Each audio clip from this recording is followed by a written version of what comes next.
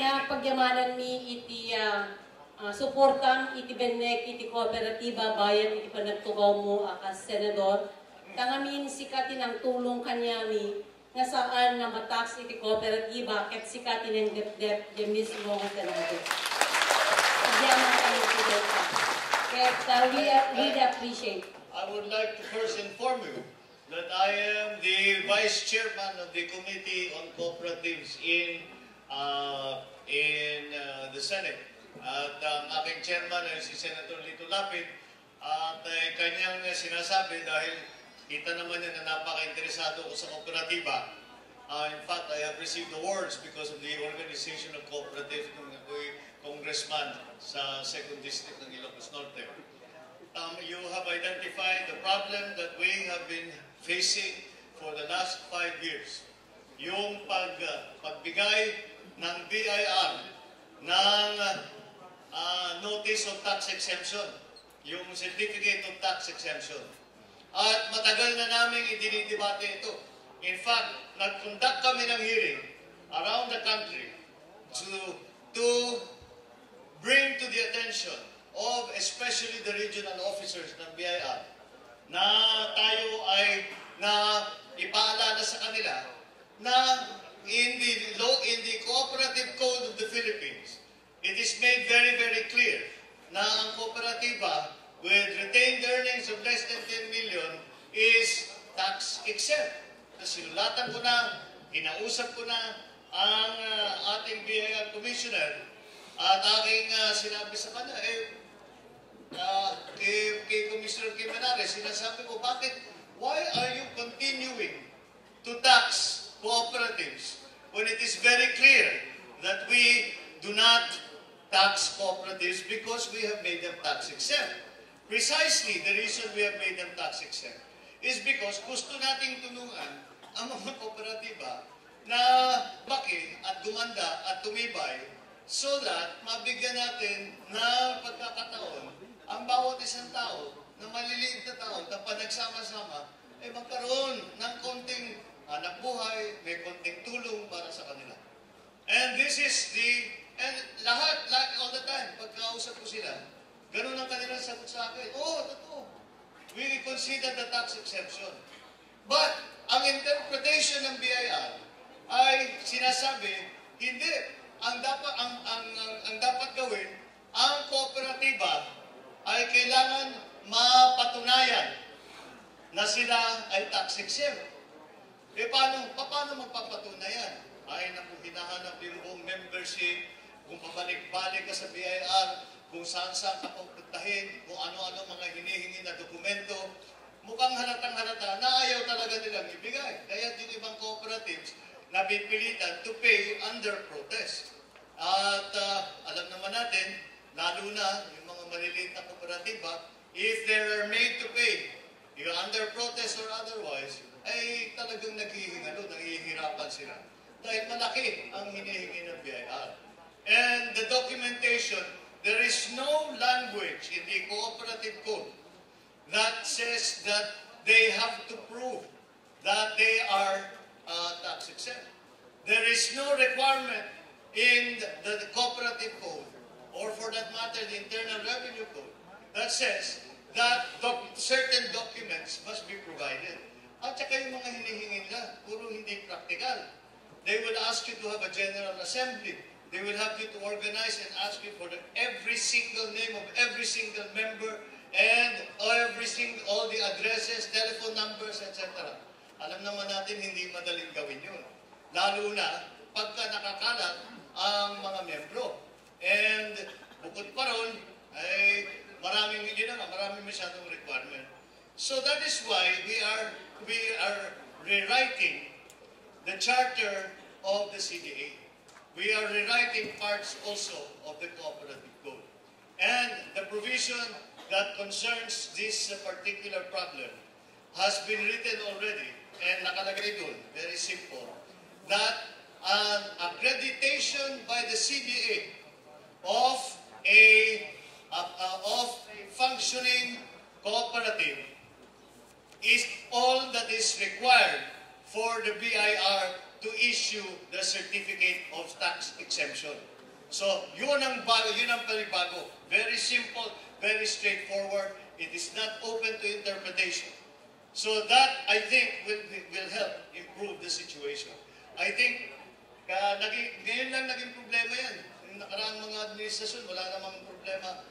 Kinikilala nila kagad na ang mga cooperative ay tax exempt. So, that is the effort that we are making. Bukod pa ron, besides that, what we are also doing is that we are strengthening the CDA and we are allowing them also to conduct training, not in the central office, but to conduct training for new cooperatives sa iba't ibang lugar, lalo na sa mga school.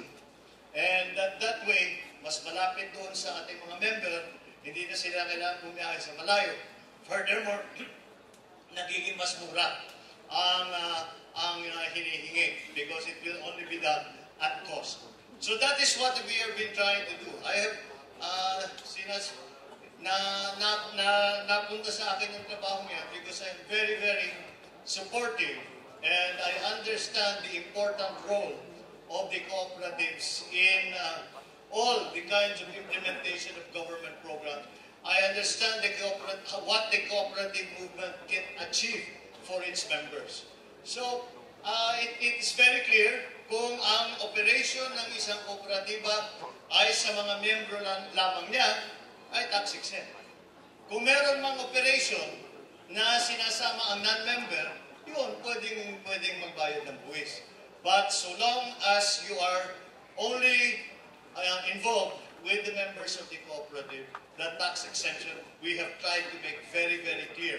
So that I hope that in the next administration, it will no longer be open to interpretation at magiging mas mabilis ang pag-issue ng CTE sa ating mga kooperatiba. Yaman at Vice President. Senator, is it safe to assume that with the recently concluded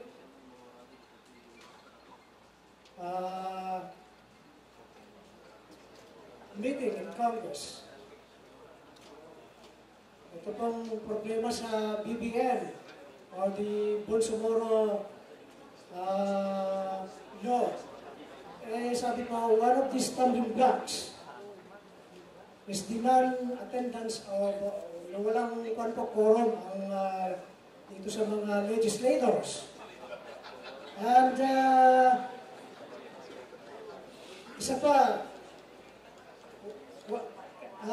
this was exacerbated by the fact that a parallel bill na ipinasa nyo, which I believe is even better than the original one.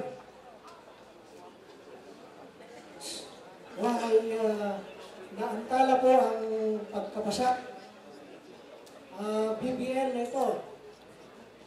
My point, Mr. Senator, is are you not, di po ba kayo nababahala? Are you not afraid that you might be repudiated, particularly the Muslim, by the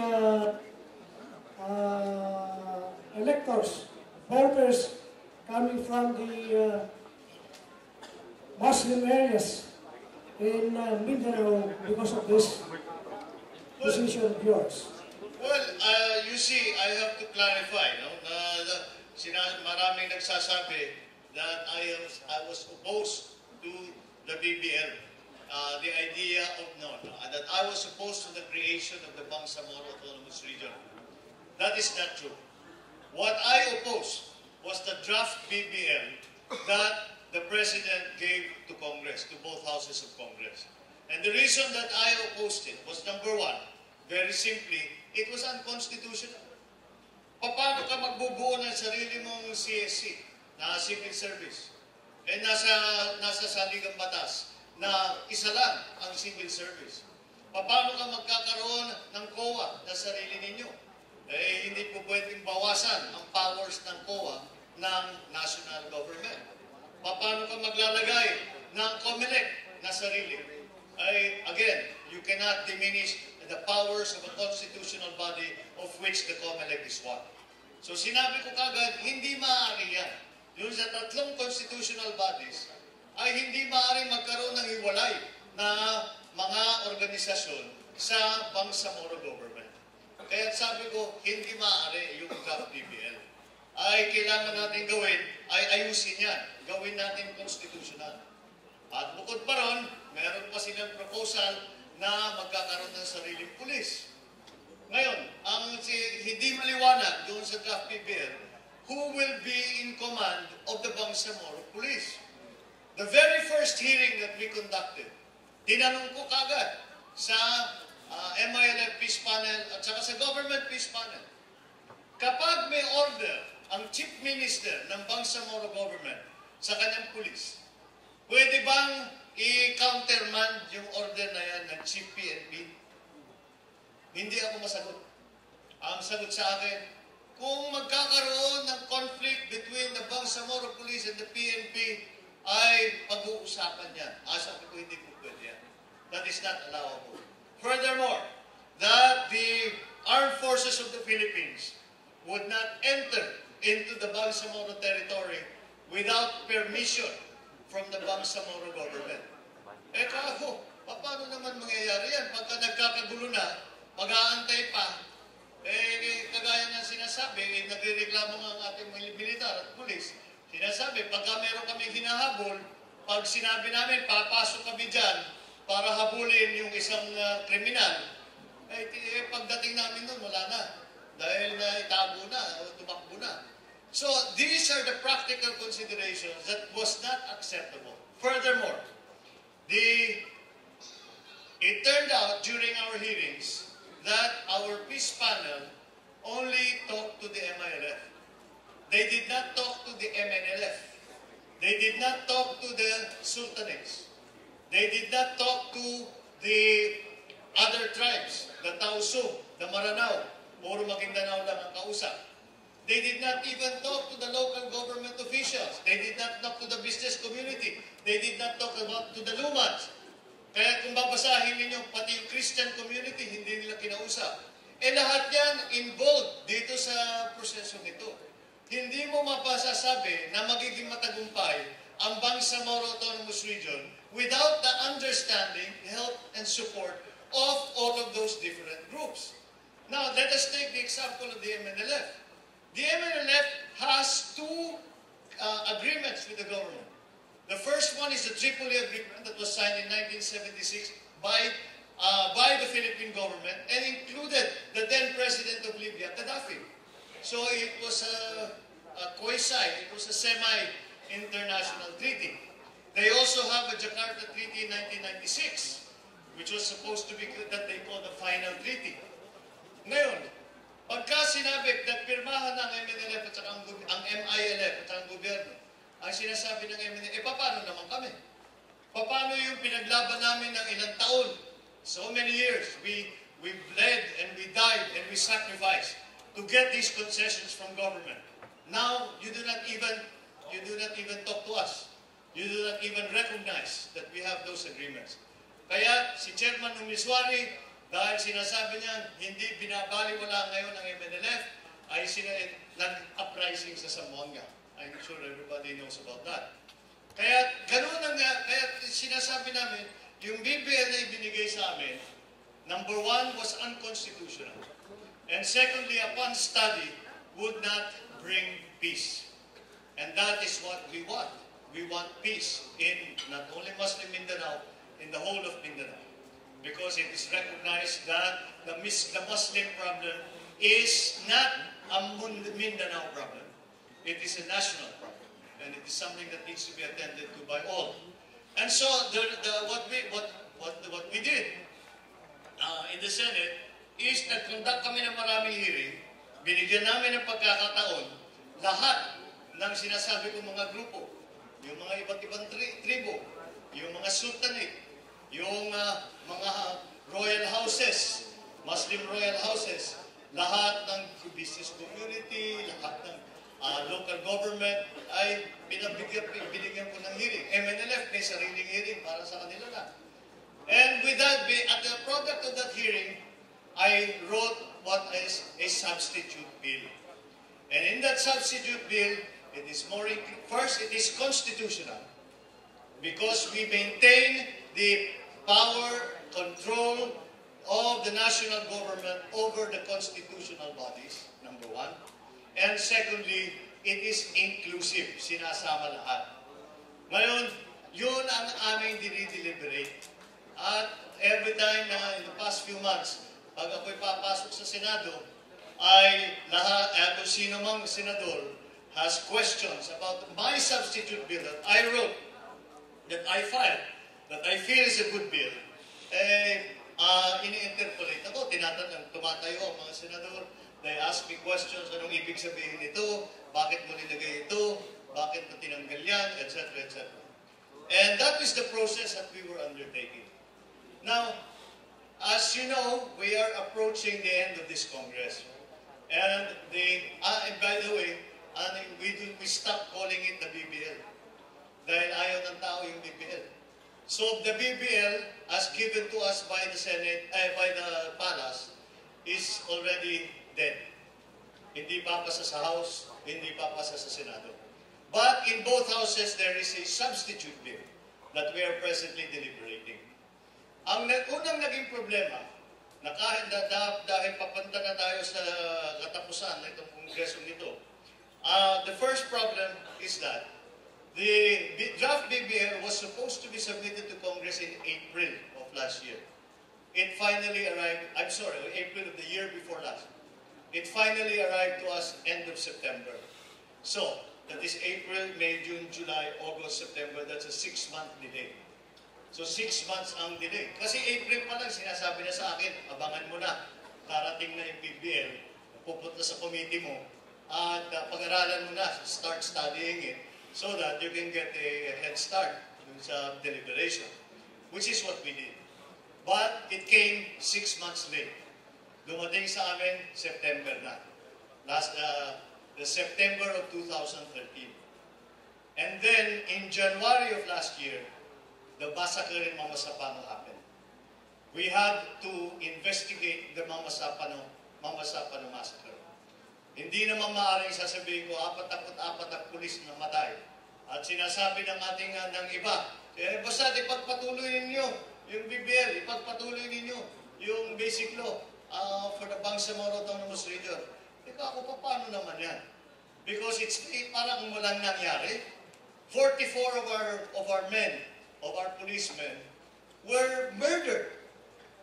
And we are not going to do anything. We will pretend that nothing happened. Hindi naman po pwede. Kaya natigil ang deliberation ng BBL, ng basic law, at ang nangyari ay 2-month delay dahil sa investigasyon dun sa Mama Sapano.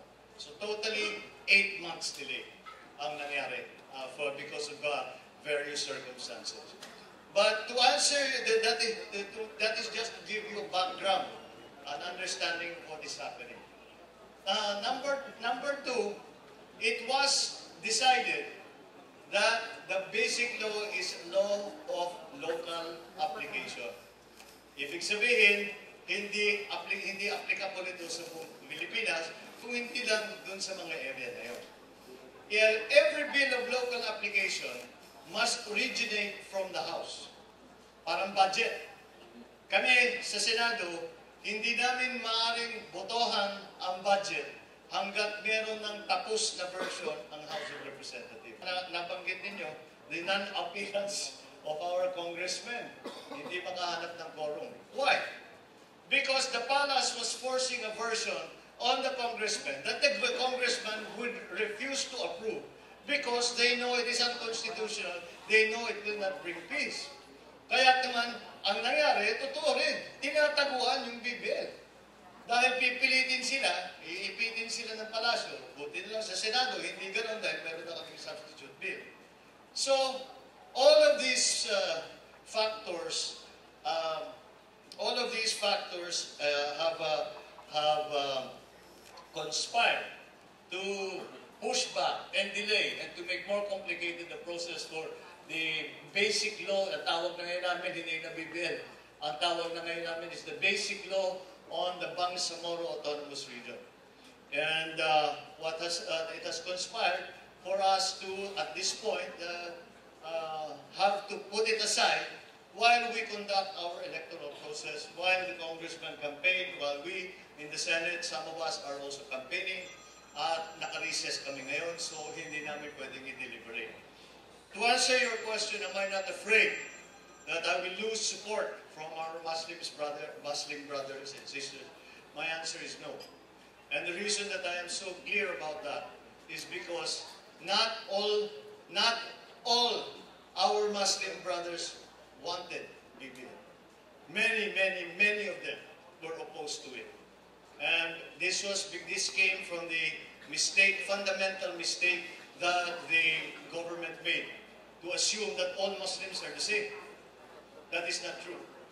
There are different tribes, they have different histories, they have different houses, royal houses, they have a different agenda. Of course, they come from different places.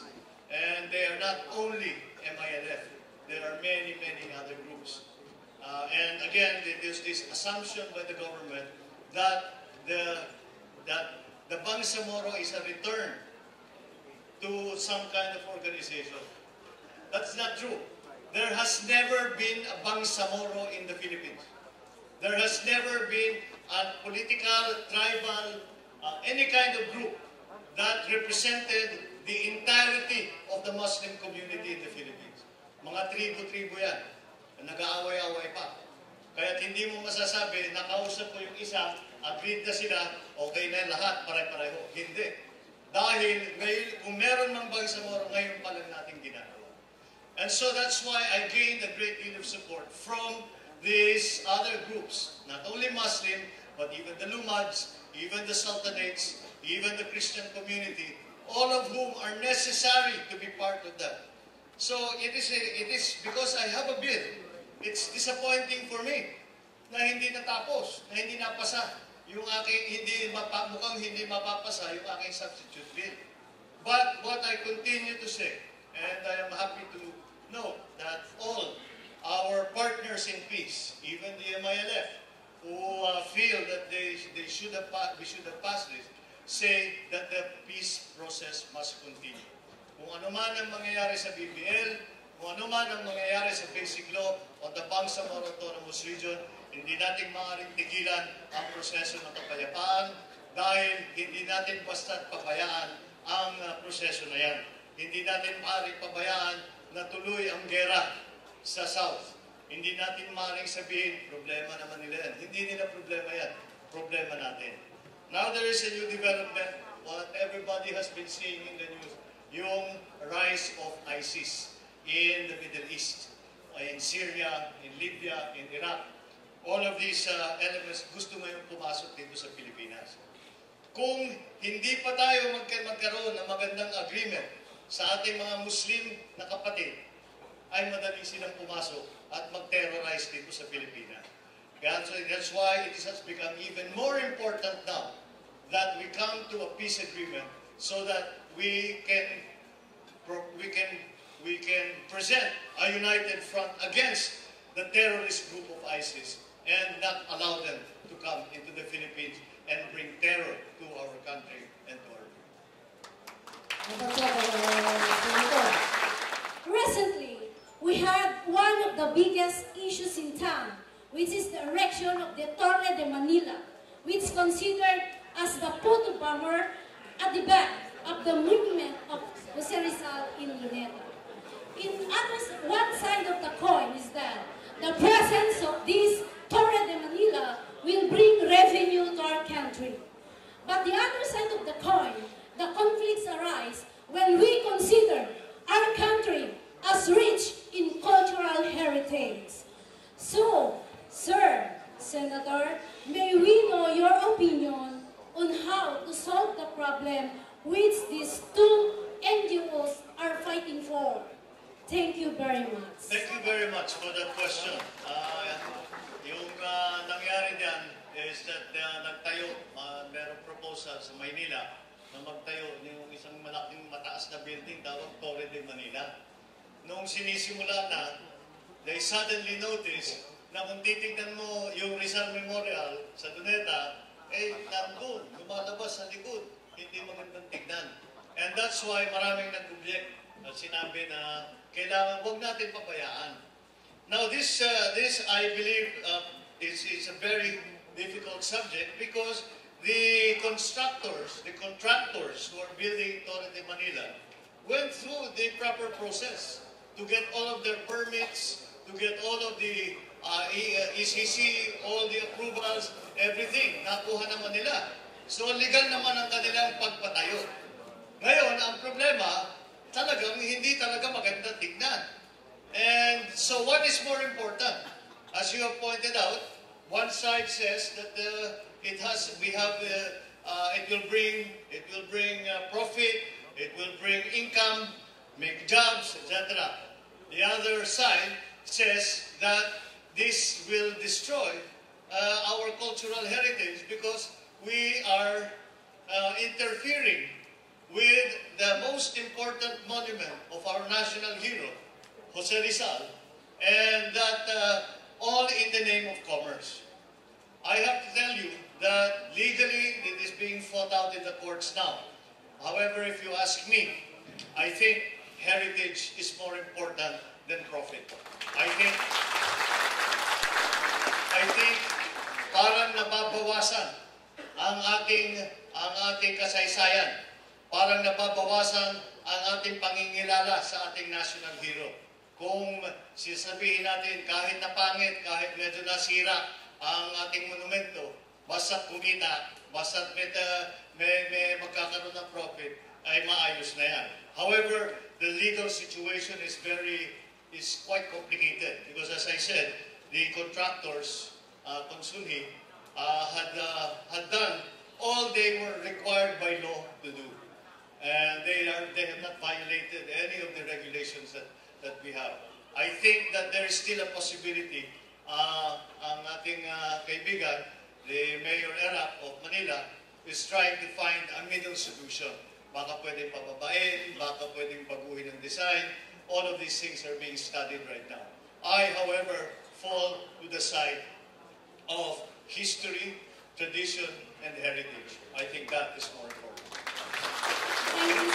Thank you very much. Thank you.